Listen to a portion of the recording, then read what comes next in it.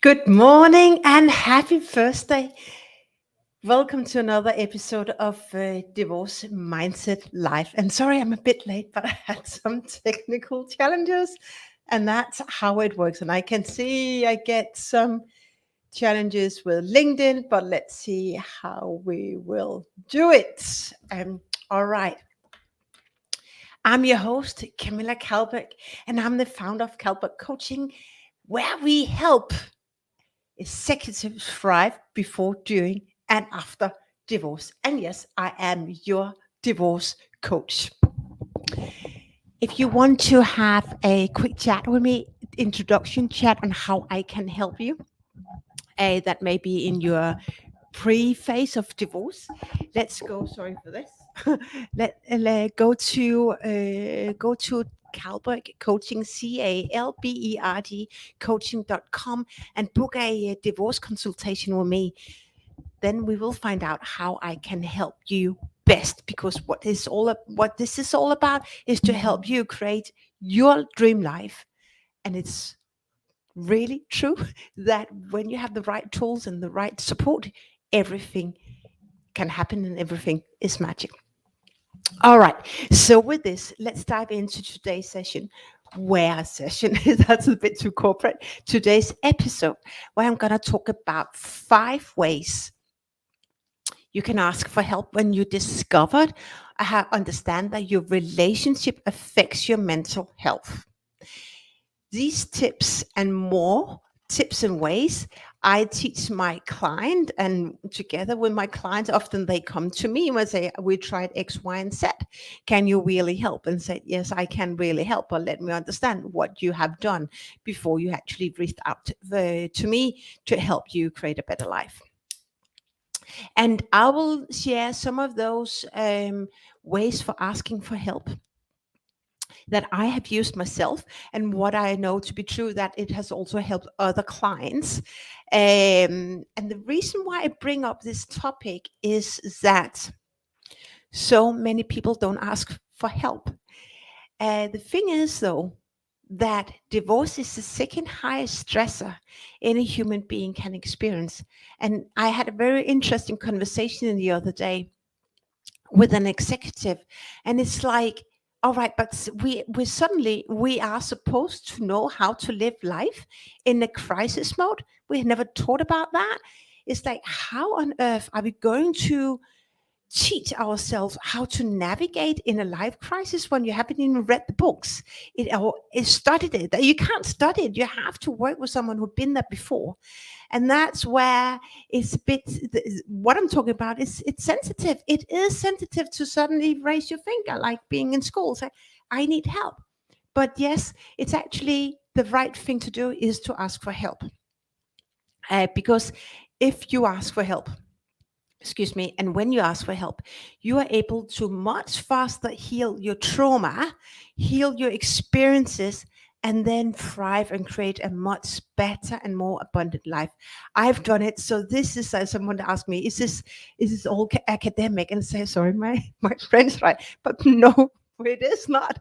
I was just going to say something else, but it's not. It's really true. As long as you dare to tap inwards, personal growth, it's everything. I live now a much better life than I did 2 years ago when I was on my personal journey. And I know it's true. As long as you are willing to work on yourself and get out of your comfort zone, so much magic will happen. And welcome once again for those who just joined. I'm your host, Camilla Calberg. I'm your divorce host. I'm your divorce coach. And today I'm talking about 5 ways to ask for help. So when I experienced or understood that I was stuck in a relationship that didn't serve me, I was so lucky that I actually had a business coach on my team. But not so many people actually. I work with a coach. It can be a sports coach, whatever coach that is. So often you are on your discovery journey alone, saying, okay, it's time to do something differently. So what is it? What is this do something differently? What is it all about? Well, one thing you can do, and I did it as well, I called my GP. And here I have been with my coach. I've been working with my coach for a few years to scale up my advisory company. I knew the relationship was toxic for me. It was pure poison. Um, but I had no idea that the relationship affected my health in such a state that I was losing my hair. That the reason why I didn't dare to go to bed was because of him. I did not know what he would do. I had some fearing thoughts that I was being forced to have sex with him, and so that I got so nervous. But I had no idea that that mental state I had put myself into and allowed it and had given away control affected my health in such a way. So I called my GP and I said, okay, I could literally pull out hair and I thought I had cancer. So I called her and said, I need something. I need to be diagnosed now. What's going on? And this very clever and lovely GP, she asked me a few questions, and the questions was all about my well-being. And she said, Camilla, you don't have cancer, but it's the situation you are in that makes you sick. And I was about to drop my mobile. Is it really true that when you're stuck in an unhealthy relationship, that it can make you so mentally unwell or put you out of balance that you start losing your hair? I'm afraid to say, because I've been there, yes, it is. But at least I knew then what to do next. I needed to do something. So that's one way. Talk to a GP, first of all, to create more awareness of your situation. And I just cannot stress that enough. Talk to maybe your GP. If you already done that and you know it's your relationship that is unwell, you get the opportunity to get help. Your GP may subscribe some pills so you can get some rest during night. I didn't sleep many hours, and the hours I slept, I don't think that I could call that high quality hours of sleep. I said no to pills. I rather wanted to work on my wellness. So I did two things, and so that is another option on how to ask for help. That is, talk to a psychologist. So now, being a certified coach, psychologists heal the past, like a coach help you heal some of the past, but we're not therapists. Even more help you focus on the future and work on any limiting beliefs and help tell you that you're sabotaging your own success and so on. But in order to move forward, it may be worthwhile investing time and money to talk with a psychologist. And also, if you have children, if you suffer, your children suffer even more. So that be maybe two psychologists you get to talk to, a psychologist supporting adults, a psychologist supporting children. And here what I know to be true now is that it's not each and every psychologist for children who may be the right match and the best fit for you. It's a psychologist who knows about cognitive behaviors. It's so important. There's a lot of different psychologists out there, but talk to your psychologist and heal what needs to be healed. And for me, it was just going in there and not even vent, cry, and say, I am so, my body's reacting now. I am so scared. And I remember it was just before Christmas. I had no idea that he had opened court files or court cases against me. I had no idea what personality I was up against. The man I lived with for 10 years, he certainly turned into a person I never even wanted to have a coffee with. But there I was, unaware of what was coming my way just a few days later. And I said, and I told her, I cannot sleep. I cannot think. I'm scared. The thoughts I think keep me stuck. I'm anxious. I'm concerned. I see my daughter's not well.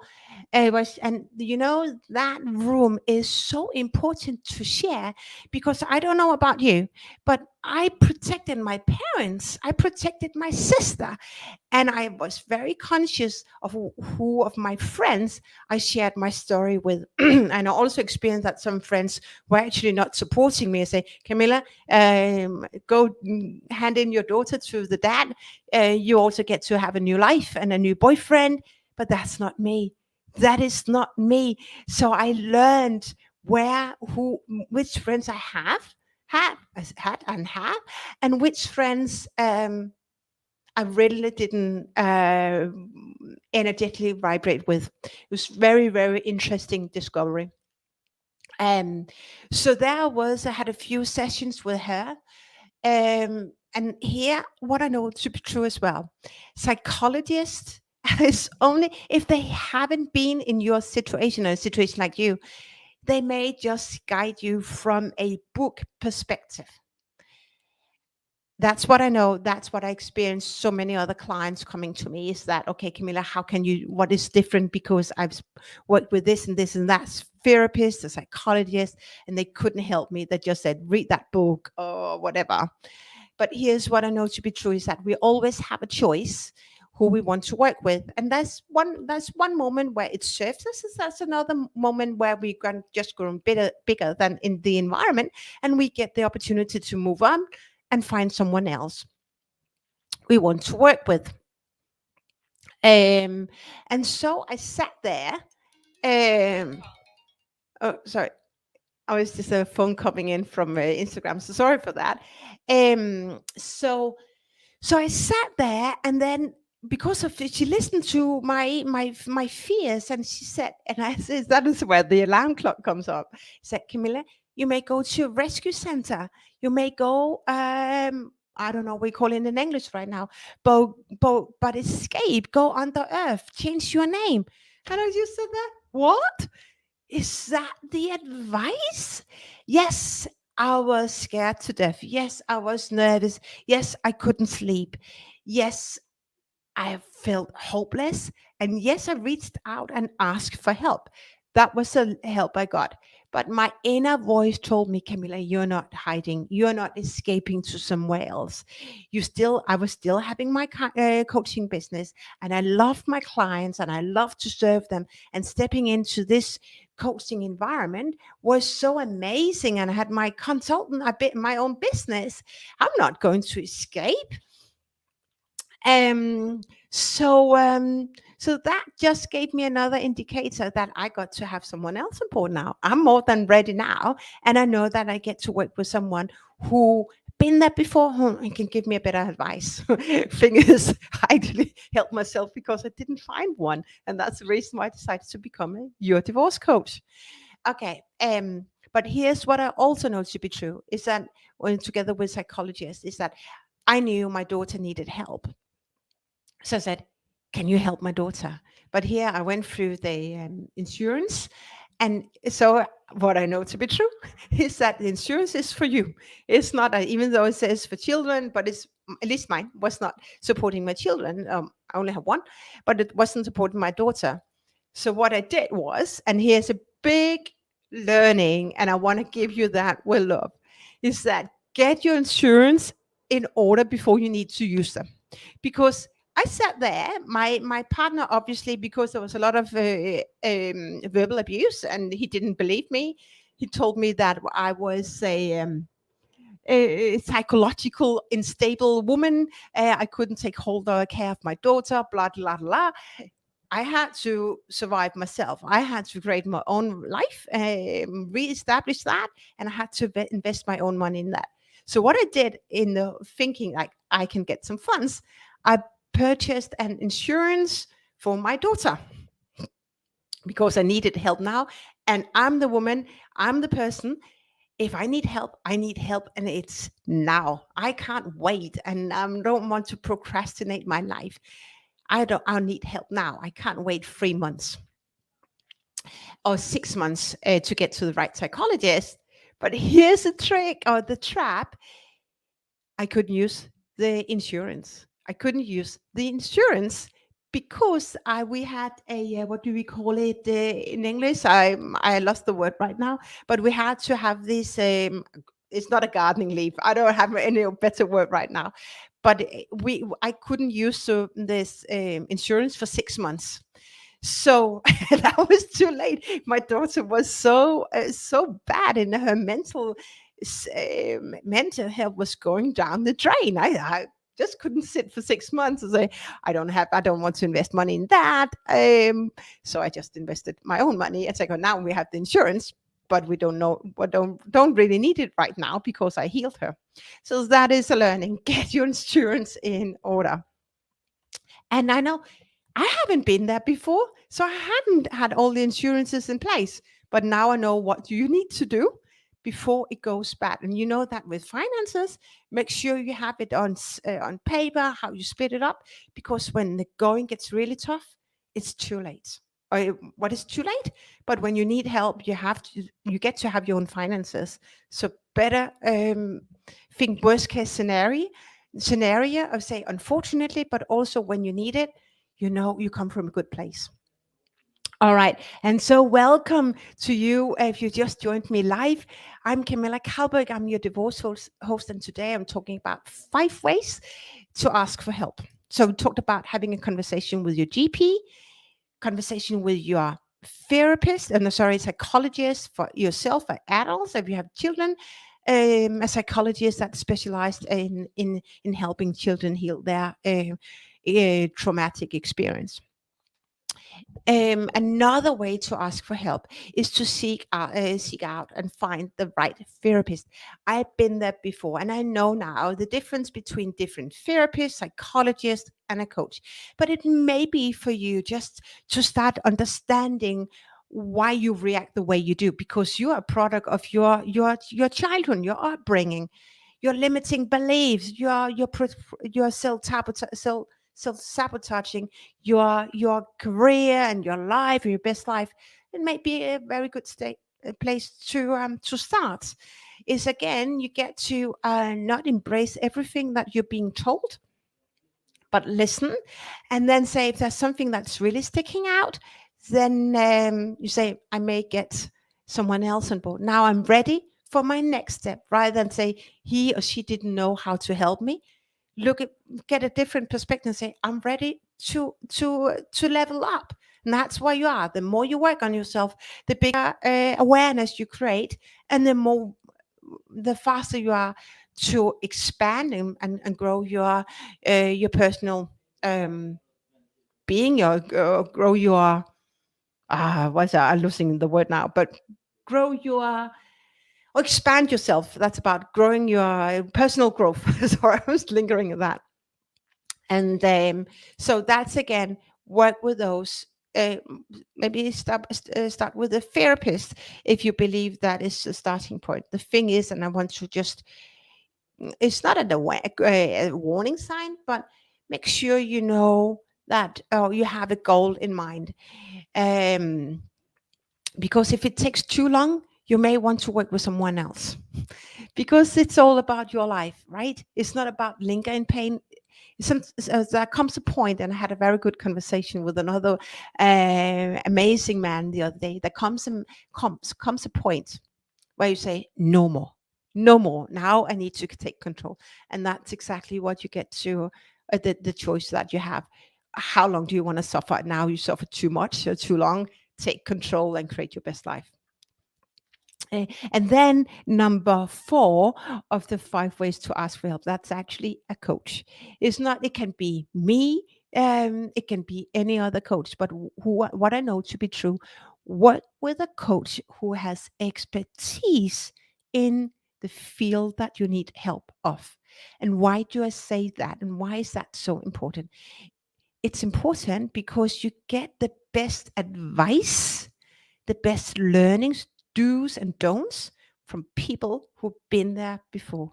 When I was looking for a lawyer, I did my due diligence, as I talked about the other day, and I even came across some lawyers who put the brand themselves as being expert in family law and divorcing, but the person has never been in a relationship.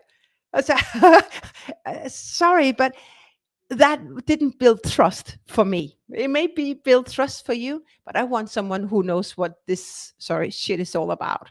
It's for me, it's very important. And what I know to be true is that you heal much faster when you work with people who've been there, who've done the hard work themselves. And so you don't have to repeat the hard work, but you can actually, what I say also in when we do in the team, copy with pride, so you can create your best life. That's what it's all about. And the last thing that I have that I use myself, and when clients come to me, they have already put that in motions, is yoga and meditation. So I didn't do that before I really got into the divorce phase of it. But I know the clients who come to me already practice yoga and meditation. But what I know to be true, and I think the yoga and meditation is so powerful, is that it grounds you. I can talk to you, I will help you, and I will guide you to create your best life. But you have to work on yourself. You have to do the work. You can go to the GP, you can go to a therapist or psychologist, but no one talked about how to find inner peace. Yoga and meditation, visualization, or looking at the future, is really powerful tools to find inner balance so you can focus on what is most important. I practice now meditation morning and evening. I have some very strict routines, and also during the day, and it really sets me up for success. And I tell you, when the tough was really getting tough, before I found my inner peace, I just tapped into the bigger universe and meditated. And the meditation, I can even feel it in my body now, whew, helps me to breathe slowly, become proud again, remind me how amazing I am as a person, what I create, who I help, and just be proud and grateful for my life. But the thing is that if you don't meditate, if you don't do yoga, you're stuck in negative emotions, and those you entertain negative emotions. That's why you combine it with working with a coach like me, or therapist, or psychologist, and meditation. It's no one, nothing can stand on its own. But it's really about when to do what. But meditation, I say it's a thing that you get to do for the rest of your life. Maybe you do meditate several times a day in a period when it's really challenging, and maybe less so, and more relaxed rhythm when things are just in flow and when your life is in flow. But when you first start to tap into meditation, you will find it absolutely amazing. My body is responding right now. It is absolutely amazing. And what it is, that's why I say, you say, how can meditation be a way to ask for help? It's because you know what is the best right step for you. That's what it is. And that's why meditation helps you find inner peace, listen to your inner voice. And then when you slow down, you can speed up. But when you speed up, you can't think the right thoughts that set you up for success. You get in stress. You Number one thing is get out of stress. And that's why it's so important to ask for help. Asking for help is not an option if you want to create your best life. It's a requirement. And I cannot stress that enough. Whoever you're going to work with, and I'm happy to here to help you and guide you how you to your better and more abundant life. And if I can do it in a very short time, and I can heal my daughter in 6 months, I can certainly also help you and a lot of clients in my base. And I'm so proud to see the work they have done. I have the tools, but you do the work. And here's, as we're coming to a close, it's all about trust.